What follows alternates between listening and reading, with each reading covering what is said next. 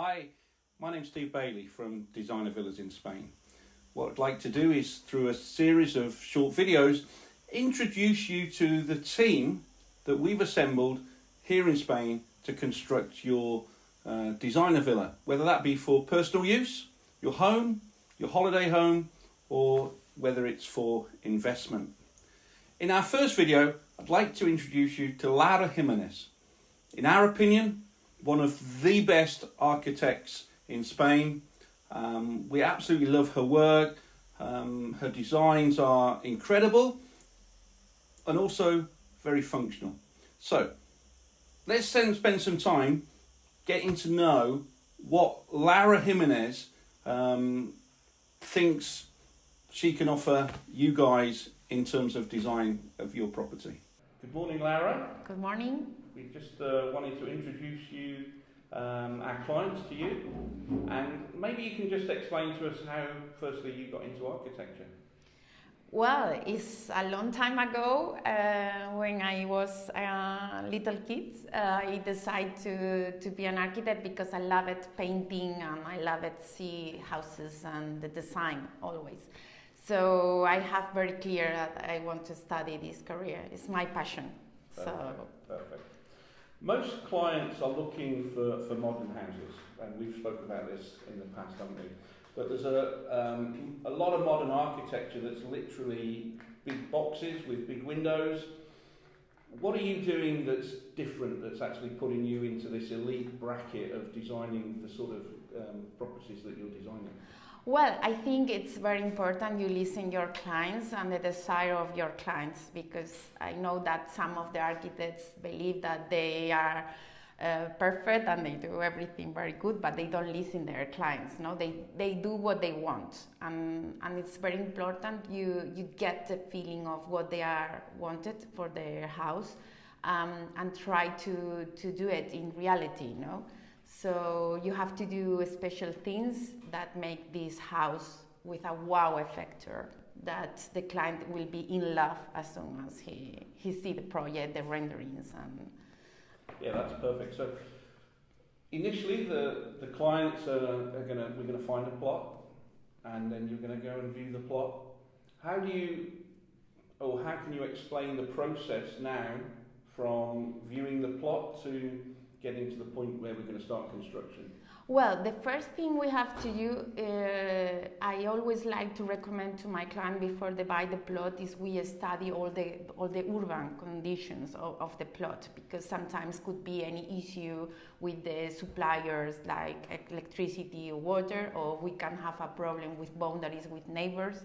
So it's very important we check exactly how is the plot, how are the conditions of the plot, and if it's possible to build a house in a time. No. So before the client buys the plot, we're going to be sure that they can do what they want to do with the plot. Yeah? Yes, this is really important. Yes, it's very important, because sometimes I have clients that when they come here, they have already bought a plot and we have issues. So that takes time. Everything can be solved, but that takes time.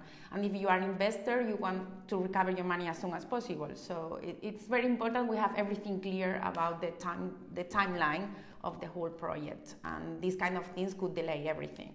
So we check it, that's the first thing. And also we make an estimation of all the costs that could be in the project. No, I make an estimation of building costs, all the technical people that are going to work, like the surveyor, the topographic, the geotechnical. So these kind of things, we make an estimation. So the client knows an estimation of what he is going to. Really good idea. Yes, it's very important, because you think, oh, I want to build a house, but you need to know more or less which costs are going to be. So yeah, I think for most people, knowing that we can do something within a certain budget is going to be probably one of the key elements of what we do. Yeah. So that's important. Yeah. So now we've got to that stage. We've got a plot. We know what we can do on it.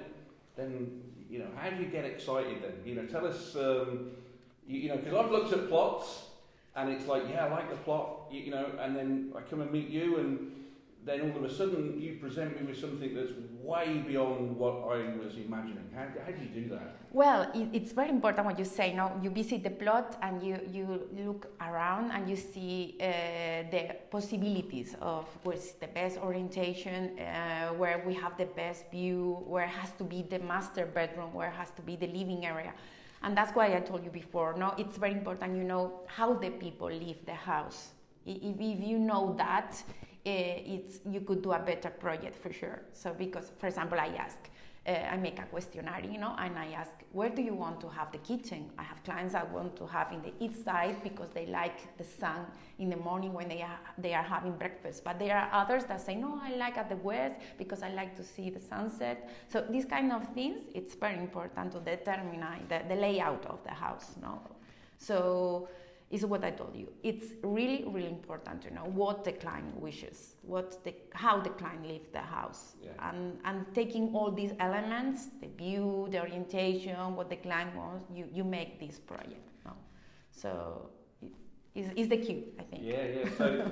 So basically, you design all of the internal layout primarily, yeah? Yeah. And the living area and everything else. But everything is in my mind, you know. When I'm making the layout, I'm thinking about like this volume, and I'm going to be more a double height here, and so you are thinking all of these things at the same time. You can only do a layout because if not, the project is not going to be good. You have to think everything at the same time. Okay. I don't know how it works my brain, but you do everything. I'm not sure how your brain works either, but it's great. So then with the client, we'll then present floor plans, yeah? Yeah. So basically, you've got the fixed idea of where we should go, but then the client can make adaptations? Yeah, sure. What we do is to prepare a brochure, and there we have the layout, or the floor plans, and also we make reference pictures of real projects. No? For example, the stairs. This is the idea I have for the stairs. This is the idea I have for the bedrooms. This is the idea I have for the fireplace. Why? Because not all of the people have the 3D vision, you know. So you make samples so the client could understand better the project. And also, in this phase, we try to adapt it. For example, they say, oh, this bedroom is too small, I would like larger. Well, we sacrifice, you know, we have a built area, no? Yeah. That we have to play with. So we can reduce this area and give more area to this part, or we have to change what I told you, the kitchen I don't want in this side, I would like, so we make all the adaptations that the client could wishes. Okay. So then the client agrees? The floor plans? The internal floor plans as such, yeah? Then what happens? We create the elevations. Okay, so we could see more or less the materials, how are the volumes, but again, it's in 2D. Okay, so only is to show you how it's going to look in front and at the sides. And if the client is agree, we prepare the 3D renders. Perfect. So the client doesn't have to wait too long. No. With just their imagination, because you're going to present like really good 3D images to them. Yeah, well, the elevations could take 2 weeks maximum, and later we create by the program SketchUp, and it's very good because it's not like these ones that we show the reality. It's a program that we show the volumes, and it's very easy because the client could open. It's a free program that you can access, and you can start to see the 3D, how is it. And the client could make modifications, no? We can discuss. And when he's agreed with that, we prepare the real one. Yeah, and that's when they go, wow. For me, you know, is the part of the project that I scare a little bit, you know, because it's when you realize your project and I say, oh, I wish he likes. So I always get very nervous in this phase. But when they say, "Oh, I love it," you have designed my dream house. So for me, I'm really happy. And when you see those initial 3D images yourself, I know the reaction I get when I see them. Yeah, do they sometimes take you by surprise, or is it exactly what's you're imagining? Because it's what I told you. I when I'm doing 2D, I'm imagining 3D at the same time. But I like when I see the combination of the materials and how is the light, because I control everything. I'm not a landscaper, a designer, but when we make the 3D, I say, I want a palm here, and I want to light this palm, and I want bushes here. So when you see everything together, yes, you surprise. Fantastic. Yes. Fantastic. So at this point, the client's got his images, he's got his floor plans, he's keen to start moving forward as quick as possible. What's your involvement then with regards to the town hall and making sure we get the license? Well, it depends on the town hall. There are, in Marbella, for example, takes a lot of time. In Benavis, it's 2 months. So depending on the town hall, you can get the license before. But what we should do is to submit the basic project, okay, where you have the floor plans, elevations, and you can start with this proceed, okay? So as soon as they agree that the basic project is okay, we get a preliminary favorable report. So with this, we can start with the execution project, where we have all the building details, the bill of quantities, installations, structure, everything. And with this, we submit again to the town hall, and we have the final license. Okay, perfect. So then we've got the license. We now need to introduce a builder. Yeah. Do we put the project out to tender to make sure we're getting our client the very best price? Yes, we should contact 2, 4, 5 builders. Depending on the quality of the house and the project, you decide these builders or others, no? Because there are medium, high levels, and yeah. So we try to give to them 1 month, more or less. We give to them all the information of the project, plans, bill of quantities, 3D, and in 1 month they have to give us preliminary budget, yeah. because we have to analyze it, and if we see that one of the chapters is too high respect the others, we give to them the opportunity to check it, because could be a mistake or they could get a better price from other suppliers. And when we get these, we have similar prices in them, okay? Yeah. So we meet them. Yeah. We choose 2 of them, and we visit houses that they are building, so we can check it directly, the quality of their work. Perfect. And the client could decide which one is better for the house. At this point, the client's really involved. Yes, it's very important. He's on the ground now. He's actually touching and feeling things that the builders have built. Yes. So that he can have full confidence that we can actually deliver what we're promising we can deliver, yeah? Yeah, it's very important we feel we are a team. Because the client is not from here, and he needs to trust on you and trust on the builder. So it's very important he feel comfortable and safe, you know. Yeah, no, that's a really good point, because most of our clients are remote. You know, they don't live in Spain, most of them. They live, you know, we've got clients in the UK, maybe in Holland. Yeah. We've even had one recently in Hong Kong. You know, so everything's done pretty remotely. Yeah. So we employ a builder. We sign a fixed contract, is that correct? Yes. Normally, they give you the option, could be an open or a fixed one. I think a fixed one is good, and the builder used to review everything for not having things not counted in the project, no? But the foundation never is a fixed price. Yeah. Why? Because we don't know what we are going to find. We have a geotechnical report, but they don't analyze the whole plot. Yeah. So we can have surprises, no? Yeah. So only this chapter will be open, but the rest is closed. Yeah, perfect. And, you know, so we employ a builder. What's your involvement then? Is that the end, or do you follow through and you're on site regularly? Yes, we create a Dropbox with the clients, so we have all the documents in that Dropbox. We have building pictures, the minutes of the meeting, plans, additional costs, the budget, all the information, invoices, certifications, all of these documents are included in this Dropbox, so the client could access anytime to check it. I visit the building site once a week, and we create a minute of the meeting, and we can discuss what is happening, what we need from the client. For example, if we need that they have to choose the tiles, no? Well, we fix that we need for this date, has to be decided, no? or if the client has decided to change some materials or whatever, or if it's a period of a lot of rain and we have to increase the timeline.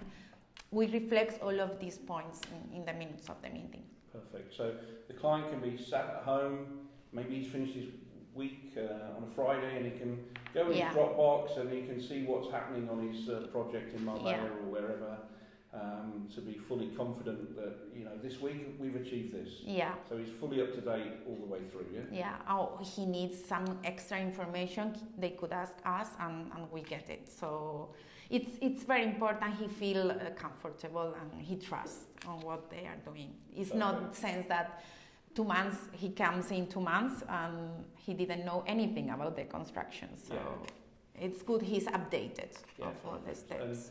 And, how long is the process once we've started building? Normally, you know, we're talking about fairly large properties, aren't we? You know, how long does the construction normally take? Between 12 and 16 months. Okay. Yeah, is more or less depending on the size of the house and the level of details that we have to do.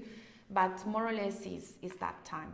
It's very important that if an interior designer is going to be involved in the project, he start as soon as possible to avoid any surprise with the building costs, because they could suggest another materials, panelings or whatever that could cost money.